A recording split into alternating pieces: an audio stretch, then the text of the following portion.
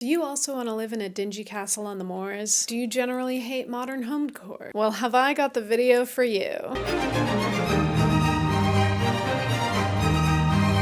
I'm feeling very like Julia Roberts today. Just like powerful shoulder pads and big hair. So, you guys seem to really enjoy my last home decor video, how to make your home more whimsical, whatever I titled it. I thought today I would talk about things that I dislike in home decor and interior design, because sometimes it's fun to bond over things we hate. Right? Also, maybe I'm just super picky. Maybe I have like really high standards, particular taste, whatever. But I feel like there's a lot more bad interior design and home decor than there is good. And a lot of that has to do with the good stuff is usually $1 trillion and the bad stuff is semi-affordable. Now, what are my qualifications for talking about interior design? None. Zero. Zilch. These are just my opinions. And if you don't like my opinions, hey, that's fine. This is the kind of topic that we can discuss and agree to disagree on. Can't say as much for other topics that we are disagreeing on in this country, but you know. Anyway, let's jump right into things I hate in home decor. All right, I have my notes. Let's dive in. First up on the list, these are in no particular order. We have color flooding. This is something I don't always hate.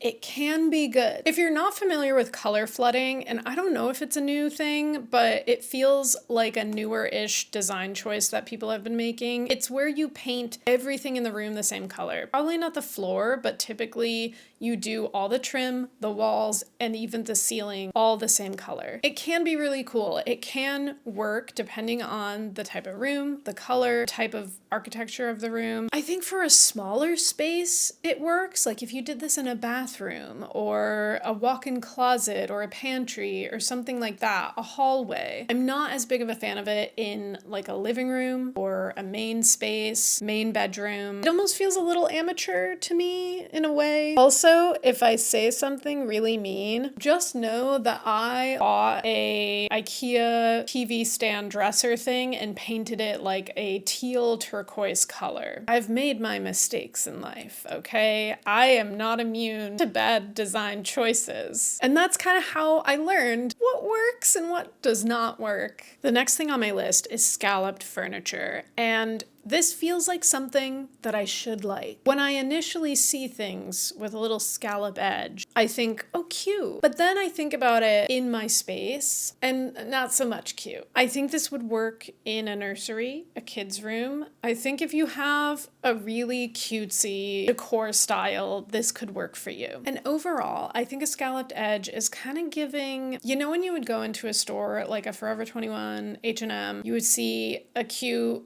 pair of pants. Oh, cute pants. Pick them up, turn them around, and it's like a bejeweled, cheesy saying on the butt. A scalloped edge kind of feels like the bejeweled part of the furniture, where it's like if you just got rid of the scallop, this would be cute and like kind of classic, a forever item. But because you scalloped the edge, it now feels trendy and like it's gonna be out of style, quote unquote, in 5 years. The next thing on my list is those like female bust candles, vases, items. These just feel very dated, but I also never liked these even when they were in their prime. I don't know, maybe I'm thinking too deep about it, but it feels kind of sexist. There's something about it because it's always like this extremely busty, curvaceous figure. I mean, I love a good nude sculpture as much as the next guy, but I feel like these are almost like leaning cartoonish in their proportions and the way they're designed, and it's almost like too modern. I'm like, give me a Greek goddess, you know? Next on the list is something that I thought I liked for a while, but then it became too trendy, and I was like, well, now I can't do it because everyone's done it, because I'm that guy. And that's like green kitchen cabinets. I know the internet talks a lot about millennial gray interiors, and I've used that term.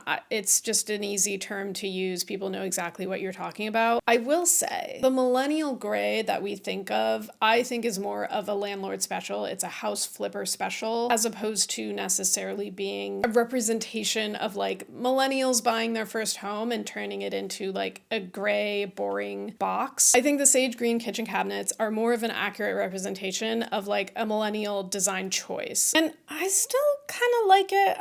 I'm not mad at this. I guess it's just like overdone a little bit. And I think there's so many other cool colors out there that you can put in your kitchen that would look really good. Yeah, I just personally wouldn't do this in my own kitchen if I owned a home, which I do not. But if I did, I just don't think I would do the green cabinets in the kitchen, even if I thought at one time maybe I would do that. Also, I think the shade of green that you pick is very important. And sometimes people be picking out of the clearance bin. All right, let's talk about food-shaped items in the home. Guys, come on now. Come on.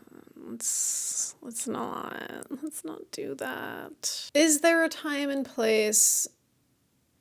No, I'm kidding. I think if you have some cute little food magnets on the fridge, sure, throw them up there. I think an occasional little something can be cute if you've got like a quirky, whimsical style going on. I think when it starts to become big furniture pieces and multiples of things, it's like, it's not for me. I'm not a fan. I think it's taken me a minute to build up the courage to make this kind of video because I am the type of person that's like, I love when people have their own unique style. Like, I love that. Even if it's the opposite of my taste and what I would do in my own home, I like when people are themselves and they can be as eccentric and weird as they want to be in their own home. I think this is usually associated with styles that are really bright and colorful and cartoony and funky, and that's just like clearly the opposite of my taste. Next on the list is coffee table books, and I feel like we can do so much better, guys. We've really lost the plot on this one. Everyone has the same ones. I don't want to see the Tom Ford book anymore. I don't want to see the Sofia Coppola archive book. I think a coffee table book needs to represent a little bit more of your personality and like individualism. I also want to nominate personal photo albums as the new type of coffee table book. I think it would be really cool to have more personal like photos to share with people when they come over. I think that would be so much more fun than like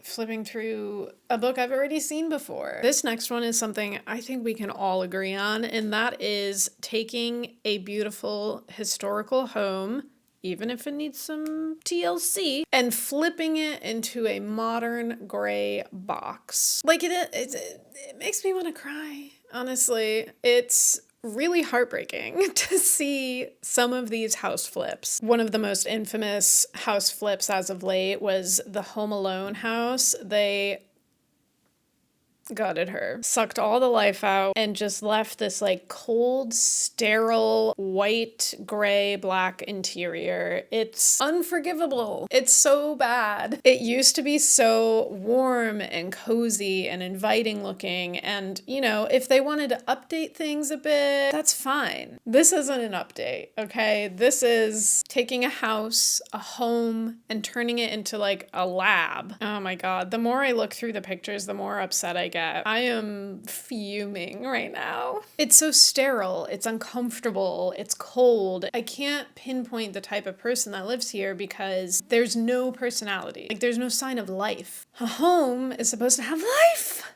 Okay, I need to calm down. Obviously, this is just one prime example of this type of new home renovation, house flip type of thing that's been going on. And the crazy thing is that these houses probably sell for so much money, and they probably did all these renovations for the cheapest they could, and that's why everything looks the same. It's just cookie cutter, bang them out, sell them, make a profit, move on. I just can't get behind that. I also just feel like if you want a modern house, buy a modern house. Build a new house. Don't buy historical houses and rip out all the historical charm and try to turn it into like a modern house. Ugh, I feel sick. That was horrible. Well, there's no time for recovery because the next thing on my list is modern farmhouse interiors. Lord, give me strength to get through these. Modern farmhouse is so bizarre to me because it's simultaneously cold and sterile, like the home we just saw, but then it's mixed with like cozy, cottagecore farmhouse stuff. Everything about it is just very like home goods, Crate and Barrel. And there's nothing wrong with shopping at these places, but they definitely produce a lot of like trendy, cheaply made home decor and furniture. This style just tells me that you don't know who you are. You don't have a sense of style. You haven't found it yet. I think there's also something about this design that feels so inauthentic because it's trying to take elements of like farmhouse living and country living and bringing it into modern suburbia or city living. So you're buying things that look old and rustic, but they're brand new and mass produced, and we can tell and it doesn't look good. It's just very overdone and trendy at this point. This is also the kind of house that you would walk in and it would say home sweet home in some kind of fun cursive typography design. A live, laugh, love, if you will. Maybe some kind of rustic farmer's market sign that was bought at Hobby Lobby. We're going to take an easy segue from modern farmhouse into unfinished wood furniture, which is used a lot in modern farmhouse. Now, I thought I liked unfinished wood furniture for about half a minute. I got these IKEA dressers back here. They were the unfinished light wood. I had them in the bedroom for a minute, brought them out here, and I was like, this doesn't work. This doesn't work at all. And I think they're hideous and I hate them. So I decided to stain them a dark wood color and I replaced the handles and I was like, I need to make these look as medievally as possible. And I think I did a pretty good job. You can actually watch me flipping them in a video. I just think the unfinished wood look, it looks unfinished. It just looks unfinished. It doesn't look good. And I know that people think it's like, ooh, Scandinavian design. But I feel like it's a full commitment if you're gonna go that route. But a light colored wood can still be like finished. There's something about like the IKEA furniture that people will get and be like, ooh, Scandinavian design, unfinished wood. And it's like, they're just not finishing it because they wanna skimp on their production and then still sell it to us for like more money than it should be. Since we're talking about unfinished wood furniture, I think this is also a great time to mention another thing on my list, which is poorly flipped furniture. Not every dresser that you find at Goodwill needs to be painted with the most hideous discount sea moss green that you could find. Now let me remind you, I have done something very similar to this. We live and we learn, okay? I don't know when we got so scared of wood tones and wood furniture looking like wood furniture.